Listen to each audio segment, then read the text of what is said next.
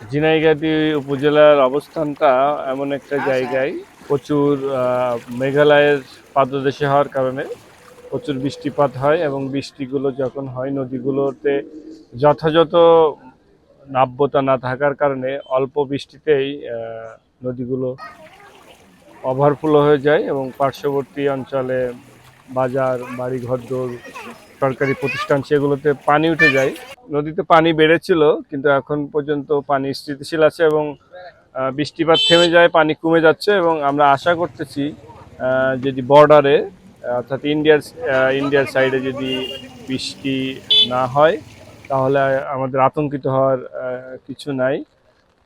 তবে আপনাদের মাধ্যমে আমি জোর দাবি জানাচ্ছি সরকারি কর্মকর্তা হয়েও আপনাদের মাধ্যমে সরকারের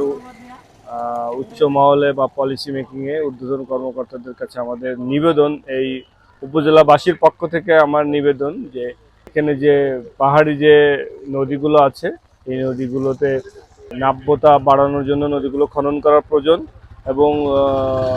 এই ধরনের ফ্লাড মোকাবেলা করার জন্য নদী তীরবর্তী বাঁধ দরকার, যে বাঁধগুলো হলে এখানকার মানুষের জীবন জীবিকা সবই রক্ষা পাবে। বাজার ঘাট, বসত বাড়ি, এই শিক্ষা প্রতিষ্ঠান, সরকারি প্রতিষ্ঠান সব কিছুই আমরা শঙ্কামুক্ত থাকতে পারবো। এই জন্য আমাদের আশু প্রয়োজন দীর্ঘমেয়াদী নদী তীরবর্তী শহর রক্ষা, বাজার রক্ষা, বাঁধ তৈরি করা।